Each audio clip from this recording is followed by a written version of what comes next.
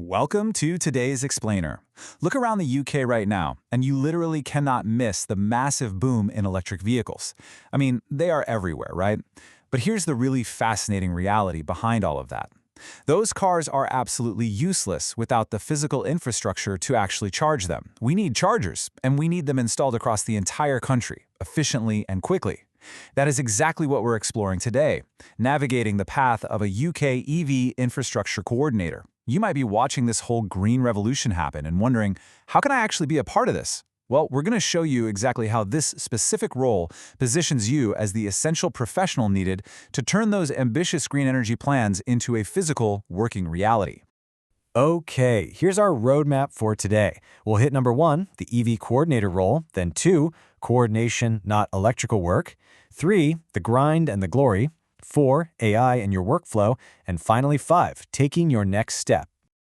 All right, let's dive straight into Section 1, the EV coordinator role. So let's really look at what this job entails on a day-to-day basis.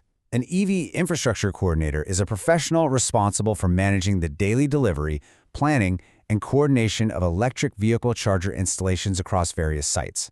Now, the absolute key word here is delivery.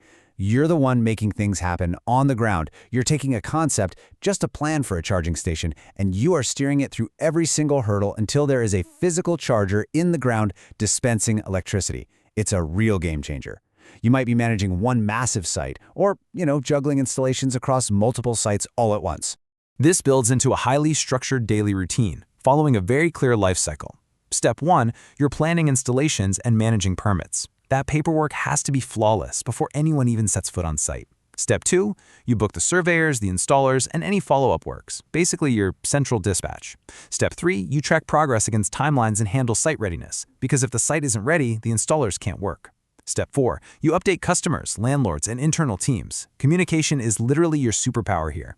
And finally, Step 5, you escalate problems. When power is delayed or plans inevitably change, you are the one sounding the alarm and finding the path forward. You're keeping that momentum going from the initial blueprint all the way through to resolving those unexpected blockers. Moving right along to Section 2, coordination, not electrical work. Now this addresses what is probably the most common anxiety people have about jumping into green energy jobs. We're looking at the delivery and coordination route versus the formal electrical route. I want to be incredibly clear about this. You do not need to be a qualified electrician to enter the coordination path. No way. If you come from an office, admin, project support, or facilities management background, your skills are highly transferable. You aren't the one wiring the charging unit to the grid. You're the one ensuring the person who does wire it has the permits, the access, and the correct site readiness to get their job done. Now sure, if you decide later on you want to move into hands-on installation or technical design, then yes, the formal electrical route matters. But to start coordinating, your existing administrative and organizational experience is exactly what this industry is desperately looking for right now. Which brings us to Section 3, the grind and the glory.